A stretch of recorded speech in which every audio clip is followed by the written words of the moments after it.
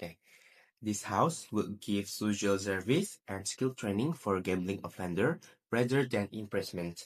As a pro team, I really agree with that because rehabilitation is more effective than punishment and also reduce relapse. As my first argument. The root of the problem is compulsive gambling is often a symptom of deeper problems such as addiction, which is a mental health condition, financial problems, trauma, or lack of coping skills. Imprisoning an offender doesn't address these root causes. That's why we're using targeted rehabilitation by using a social service and skill training enabled to target rehabilitation, addiction counseling, financial management, job training, and psychological support provide individuals with the tools they need to overcome their addiction and build a more stable life. That's why its causes reduce as relapse. Two, data shows that effective rehabilitation programs significantly reduce the likelihood of offenders returning to gambling.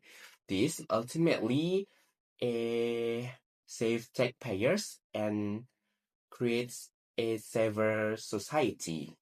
My second argument is a positive contributions and economic productivity.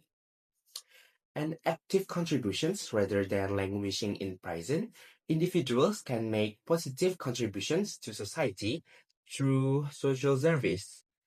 This can include volunteering at a homeless shelter, mentoring youth, or participating in community improvement projects. Skill enhancement and employment, because skill training and individual can be equipped with the ability to secure sustainable employment. This increased their economic productivity, enabled them to pay taxes, and reduce reliance on public service. And it also reducing the burden of the prison system, freeing up prison space for more serious offenders and reducing the cost associated with imprisonment. My third argument is a more human and justice response.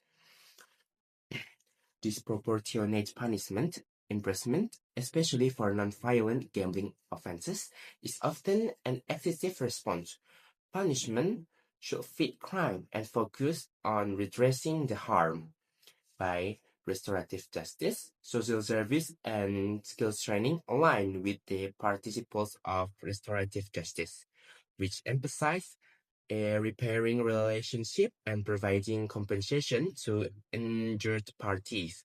This helps gamblers to take responsibility for their action without having to experience the negative impact of imprisonment. And finally, we come to my final argument part, which is addressing stigma and discrimination, leading to opportunities for true recovery. A criminal record make it difficult for individuals to find employment, housing, and education. This creates a cycle of incarceration that is difficult to break. Social service and skill training reduce this stigma, helping individuals successfully reintegrate to society. These programs allow individuals to demonstrate their worth and prove they have changed. This leads to better opportunities and a brighter future. And finally, we come to a rebuttal part. For some opposition might saying improve imprisonment is the only way to deter gambling and send a strong message. As a pro team, my response is imprisonment is ineffective in deterring gambling.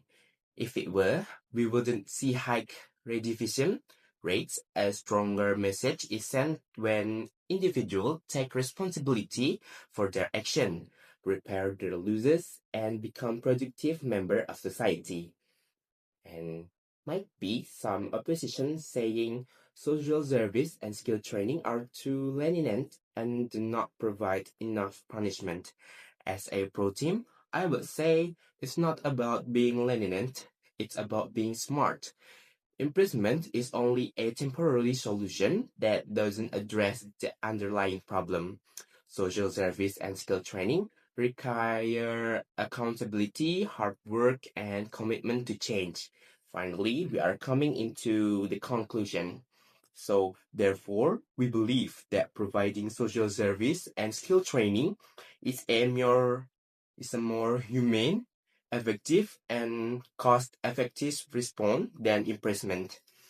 This gives the opportunity to address the roots of their problem and also make positive contributions to society. That's all. Thank you.